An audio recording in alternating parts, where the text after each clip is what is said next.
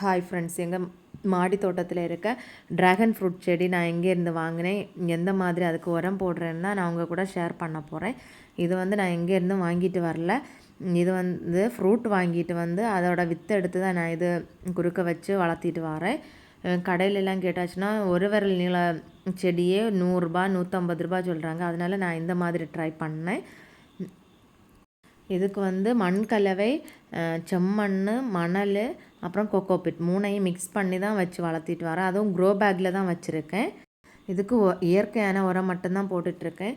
சாணி இருக்கும்போது அதை உணர்த்தி போடுவேன். இல்லைன்னா நாங்கள் முனிசிபாலிட்டியிலேருந்து உரம் வாங்குவோம். சொன்னால் அவங்களே கூப்பிட்டு சொல்லுவாங்க உரம் இருக்கும்போது அதை எடுத்துகிட்டு வருவேன். நாங்கள் எங்கள் தோட்டத்துக்கும் அந்த உரம் தான் போட்டுட்ருக்கோம் எல்லா செடிகளுக்கும். இதுக்கு நான் அதை தான் இப்போ போட்டு கொடுக்க போகிறேன். அதை வந்து வேறு ஒன்றும் இல்லை, நம்ம மக்கும் குப்பையெல்லாம் எடுத்துகிட்டு போவாங்க இல்லையா, அதை வந்து மிக்ஸ் பண்ணி அரைச்சி தான் நமக்கு கொடுப்பாங்க. அந்த உரம் தான் நான் போட்டுட்ருக்கேன். வேறு எதுவுமே இதுக்கு நான் பண்ணுறது கிடையாது.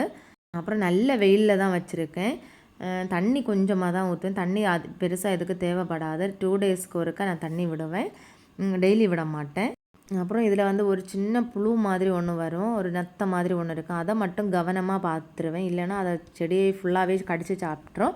வேறு எந்த பெருசாக எதுவுமே நோய் தாக்கம் எல்லாம் இல்லை. இதுக்கு வளர வைக்கிறதுக்கும் நல்ல ஈஸியாக தான் இருக்குது, ரொம்ப கஷ்டம் ஒன்றும் கிடையாது. ட்ராகன் ஃப்ரூட் செடி வளர்க்க விருப்பப்படுறவங்க இந்த மாதிரி கூட விதையிலேருந்து வளர வைக்கலாம். இதுக்கு நான் கம்பெல்லாம் கொடுத்து சப்போர்ட் கொடுத்துட்டு நான் உங்களுக்கு இதை காமிக்கிறேன் ஃப்ரெண்ட்ஸ்.